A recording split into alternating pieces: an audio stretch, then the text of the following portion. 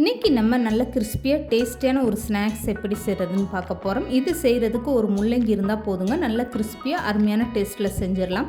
Hello friends, welcome to சமே delight.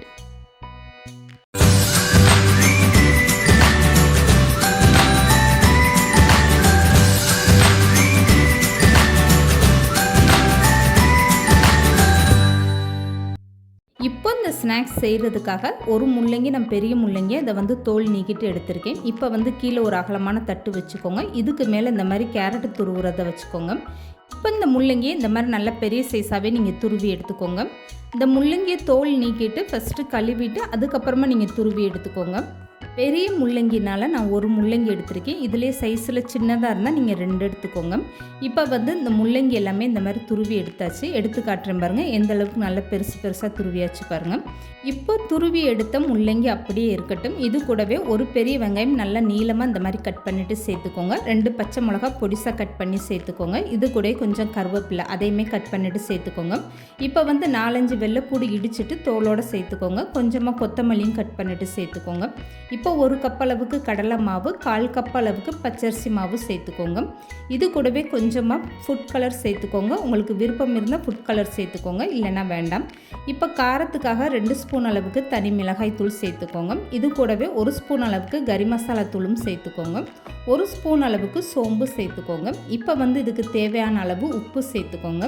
இப்போ இது எல்லாமே சேர்த்ததுக்கப்புறமா கை வச்சு இந்த மாவை நல்லா பிசைஞ்சு விட்டுருங்க. இந்த மாவில் நீங்கள் தண்ணியே சேர்க்க தேவையில்லை. முள்ளங்கிலிருந்து வர்ற தண்ணியே போதுமான அளவு தான். இந்த மாதிரி மாவை நல்லா பிசைஞ்சு எடுத்துக்கோங்க. இப்போ இதை பொரிச்சு எடுக்கிறதுக்காக எண்ணெய் சூடாயிருச்சு. சூடான எண்ணெயில் இந்த மாதிரி கொஞ்சமாக மாவு எடுத்து நீங்கள் பக்கோடா மாதிரி போட்டு எடுத்துக்கோங்க. இந்த மாவு பிசையும் போது ஒருவேளை உங்களுக்கு தண்ணி பத்தலைன்னா 2 ஸ்பூன் அளவுக்கு மட்டும் தண்ணி சேர்த்துக்கோங்க. நான் கொஞ்சம் கூட தண்ணி சேர்க்கவே இல்லை. எனக்கு முள்ளங்கியில் இருக்க தண்ணியே கரெக்டாக இருந்துச்சு. இப்போ ஸ்டவ்வை மீடியமாக வச்சுட்டு இந்த மாதிரி நல்லா திருப்பி விட்டுருங்க. இதை பொரிச்சு எடுக்கிறதுக்கு நீங்கள் ஸ்டவ்வை மீடியமாக வச்சுட்டு கொஞ்சம் நிதானமாகவே பொரிச்செடுங்க. அப்போ தான் நல்லா கிறிஸ்பியாக வரும். இப்போ இந்த முள்ளங்கி பக்கோடா நல்லாவே செவந்து வந்துருச்சு பாருங்கள். இந்த பக்கோடா நீங்கள் சாயந்தரம் நேரம் டீ டைம் ஸ்நாக்ஸாக கூட யூஸ் பண்ணலாம். அப்படி இல்லை லஞ்சுக்கு சைடிஷாக கூட நீங்கள் பயன்படுத்தலாங்க. சாம்பார், ரசம், தயிர்னு எல்லா சாதத்துக்குமே ரொம்பவே பக்காவாக இருக்கும்.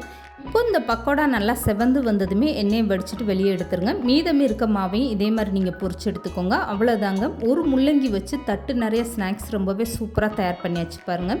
வீட்டில் ஒரு முள்ளங்கி இருந்தால் போதுங்க, தட்டு நிறைய சுட சுட ரொம்பவே சூப்பரான டேஸ்ட்டில் முள்ளங்கி பக்கோடா இந்த மாதிரி ட்ரை பண்ணி பாருங்கள். அருமையான டேஸ்ட்டாக இருக்கும். இந்த வீடியோ பிடிச்சிருந்தால் லைக் பண்ணுங்கள், ஷேர் பண்ணுங்கள். மறக்காமல் சமையல் டிலைட் சேனலை சப்ஸ்கிரைப் பண்ணுங்கள்.